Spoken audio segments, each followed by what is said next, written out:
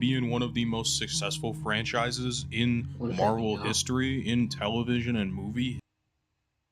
Alright. Let's start that over. Now let's get on here.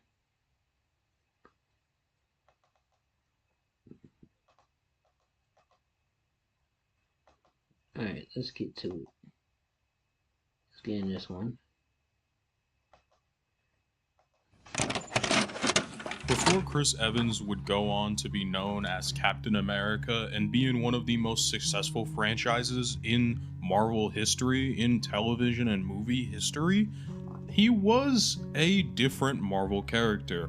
At one point, Chris Evans played the character of Johnny Storm, and he did a pretty damn good job. I would argue that he was simply better at capturing the essence of Johnny Storm than he was at capturing Captain America, and I think Chris Evans' Captain America was amazing.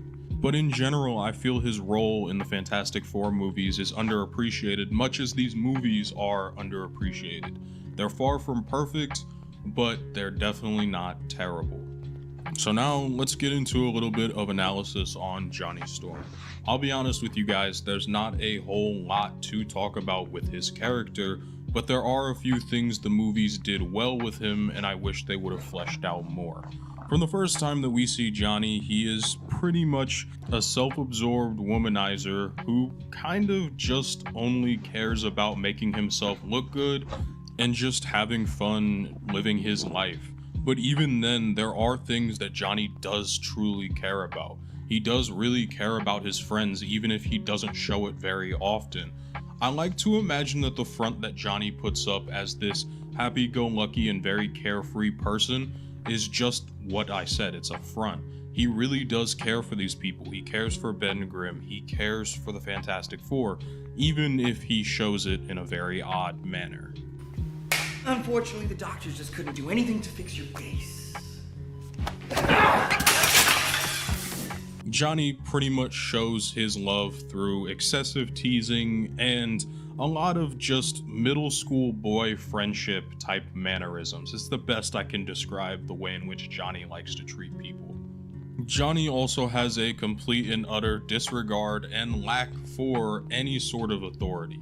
Johnny is very much anti-authority. He doesn't care for it in the slightest. We see this when he's being asked to quarantine, as there are potential dangers with the radiation he picked up in space, that it may have affected his biochemistry. But Johnny didn't really care and instead said, I want to go snowboarding. And in the process, he discovers his powers as the Human Torch, and even gets to do a little bit of flying. And for Johnny, this is extremely exciting. For him, this is amazing. The thought of having powers is awesome to Johnny, and he doesn't really Have you ever dreamt of a better version of yourself? think about any sort of repercussions that might come with having these powers. But even still, Johnny is far more than what he wants to present on the surface. He acts like he loves having these powers because they make him look cool and they're great as media tools. He gets popular over it. But we see Johnny is no stranger to being a hero at his core. The first thing the dude does when he sees a kid in danger is he jumps into the fray to try and save them, not even knowing if his powers will fully protect the kid or himself.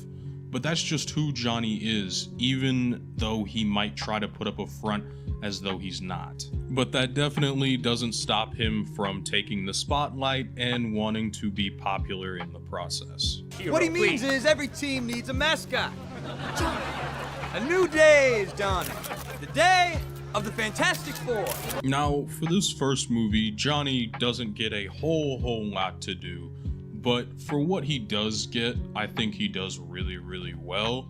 And as well, I think his relationship with Ben Grimm and, of course, Chris Evans' ability to play the character of Johnny is very well done.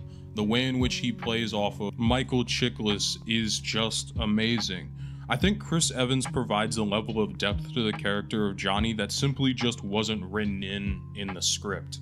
I think his performance very much elevated the character, especially in this first movie, where Johnny could really come off as an asshole, or Johnny could truly come off as just being a one-note misogynist almost. But it's through Chris Evans' ability to act as the character, and I think as well his understanding and just genuine joy for playing Johnny Storm, that really shines through in his performance.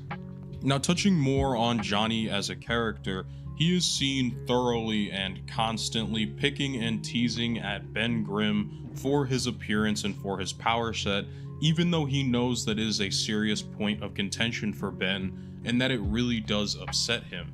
But to Johnny, this is his way of showing kind of his affection and genuine care for him, even if he does go on national television and basically insult the dude. What is that? What do you call that thing? That's it. The thing. Johnny often acts without thinking, and that's very, very evident throughout this first movie especially. A lot of the things he does and says, he doesn't really think about the consequences for the other members of the Fantastic Four. When he goes on live television and gives them all nicknames and calls Ben Grimm the Thing, that sticks for Ben in the public eye. Even if Johnny might think it's a harmless joke, he doesn't really realize how that might affect Ben, and he just kind of doesn't care at the same time. Johnny is, for all intents and purposes, sometimes just a general asshole in this first movie. He gets action figures made of each one of the Fantastic Four, looking to profit off of their name and likenesses, and once again just finds another way to annoy Ben. And even when he's confronted by his own sister, Johnny just kind of brushes her off and is annoyed in his own right. Do you even hear yourself? Who do you think you are? Why is everyone on my ass? If you guys are jealous, that's fine. I didn't expect it to come from you, though. Johnny is constantly pushing those around him away and away. He keeps everyone at arm's length, and that's kind of his coping mechanism. He doesn't want anybody to get too close to him. Now, I believe the reason Johnny really wants to keep people at arm's length is because when he was young, he lost his mother to a car accident, something that is tragic and unfortunate. And to make it even worse, he also lost his father at the same time. His father was a surgeon and tried to save Johnny's mother, only for Johnny's mom to pass away, causing his father to fall deep into addiction. And so I can see where Johnny doesn't want to let anybody get close to him, to potentially let anybody hurt him again, even his own sister. But that doesn't mean that Johnny is heartless, nor does that also mean that Johnny isn't going to be willing to protect the things that he cares for. At the end of the movie, Johnny goes out of his way to come back into the fold and use his powers to help save the day, simply because it means protecting his newfound family, something he seems to care for a lot, especially at the end of this first movie, no matter how much he puts on a front. It really isn't until the second movie that Johnny gets more to do with his own personal character arc and character development. And I think that was a fairly interesting way to look at it. The first movie was far, far more focused on Ben Grimm and the way in which he was dealing with his powers, and it was also more focused on Sue and Reed. So for the second movie, especially now that Ben seems fairly happy in his own skin and his own shell, I think it was appropriate to spend a bit more time with Johnny, even if I would have wished the first movie did more with him. Johnny is the only member of the Fantastic Four to be single, currently, anyways, and I think that bothers him a little. We constantly see him chasing after multiple different women, we see him get with multiple different women, and of course he does, but it's never anything long term, and I think that really bothers him. As a matter of fact, Ben Grimm's girlfriend, Alicia Masters, who pretty much says to Johnny straight up that he is alone and that he's lonely. Ben has somebody, Reed and Sue have each other, and he has no one. And I think that truly does bother him, even if he doesn't want to admit it. And in the second movie, we also get to see more of his care for his sister. We get to see him going out of his way to be kind to her on her wedding day. We get to see him go out of his way to do things for his siblings. That's because he loves this family that he's found with the Fantastic Four, something I don't think Johnny has had for quite some time. And even when things are not going correct and things aren't going right, he is always the first person to jump into action. Flood, best assassin in Europe. I got My fault. a brain disorder, and it's gonna kill me. Who do you Even if it means burning up a Dolce suit.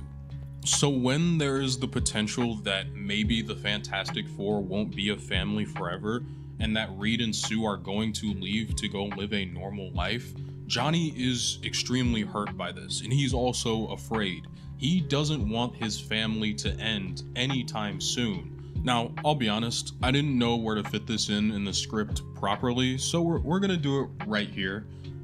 Johnny, in his first meeting with the Silver Surfer, who is the main antagonist for the first half of this second movie, does show up and ends up messing with his biochemistry, making it so that if Johnny touches any of the other members of the Fantastic Four, they will end up swapping powers. Okay, now back to the regularly scheduled script. Johnny is harboring real resentment for Reed and Sue, at least for right now. Look, we were gonna tell you guys. When were you gonna tell us? When you moved our stuff out of the Baxter building? Johnny, this. And he expresses that in the mission that they are going to go on to try and capture the Silver Surfer. And Johnny makes it very clear, if the Silver Surfer shows up, he's going after him, even though Reed has told Johnny repeatedly not to get anywhere near any of the Fantastic Four members or the Silver Surfer, because a single touch from him could straight up ruin everything, considering that Johnny doesn't know how to use the others' powers and they don't know how to use his properly. And so in the process, Johnny almost causes the deaths of multiple innocent people and also causes the team to lose the Silver Surfer in the process, all because he was going headstrong into the problem. He was trying to be the hero, to prove that the team needs to stick together, but that just doesn't work out for him. And to make things even worse, Reed believes that the end of the world is approaching and that the Silver Surfer is bringing it. And Johnny, he's scared. Johnny's genuinely worried because he doesn't have anyone to spend that time with. Reed and Sue are pissed off at him. Ben has his girlfriend that he can spend time with, and Johnny doesn't have anyone. Anyone except for Ben. What I meant was that it's just nice to have somebody. Well, you got me, pal. And he is almost constantly reminded of that. Throughout this movie, Johnny has been hitting on one of the military soldiers that the Fantastic Four has been working with, and he's struck out at every base, and she just eventually tells him that Johnny will probably end up alone, especially if he continues to go the way in which he's going. And Johnny, I don't know if that's really a wake-up call for him. The movie never really confirms it, because they're too busy trying to jam Galactus and Silver Surfer and a bunch of other stuff into the movie. So the subplot kind of fades to the background, especially for the latter half of this movie, as Johnny, Sue, and Reed all kind of just make up well as they try to get the Silver Surfer out of prison. And Johnny does, at least at the end of the movie, end up doing something pretty cool, which is he has to take on the powers of all four members of the Fantastic Four at once in order to defeat a souped up Dr. Doom who has the Silver Surfer's board and the power cosmic. Now, there is a risk associated with this, that he might die, but I mean, come on, they weren't gonna kill Johnny, not at least this early. But in all seriousness, I think Chris Evans did an absolutely wonderful job with the character of Johnny Storm. He captured a level of depth that I just don't think the writing really had in place for the character. And it's also implied that at the end of the movie, Johnny ends up getting with the military woman after being so brave. Again, wish they would have spent more time on Johnny or fleshing out any of his subplots, but you know, that just is kind of how these movies were back in the day and still are to this day. So, you know, not too much to say on that end. Regardless, these movies were fun and very enjoyable, especially for what they were in 2005 and 2007 respectively. I think they could have been handled better, definitely, but I think for what we got, they were pretty damn good. And spoiler alert real quick, I also think it was really great that Chris Evans reprised his role as the Human Torch, as Johnny Storm, in the Deadpool and Wolverine movie. That was super awesome, and it made me really giddy, especially going to watch that movie, because I can remember watching these movies as a kid, and that's partly why I was so inspired to make this video. Regardless, this has been a look back at Chris Evans' other role as a Marvel super. So, flame on, I guess. I just want to take a moment to thank you all for watching once again. I really enjoy doing these kind of like brief side looks at different characters in movies and doing some, you know, more brief character analysis, which really takes me back to the days where I would do these like 10, 15-minute videos on the regular.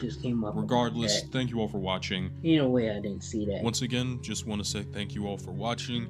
And I also want to say, you know, if you like the video, leave a like. It helps out the channel a lot. If you want to sub, it's free and you can always unsubscribe later. If you didn't like the video, please dislike and then comment down below telling me why. That helps me as a creator to make better videos. We're gonna leave it like it was a nice video. We watched it, y'all watched it. Hey.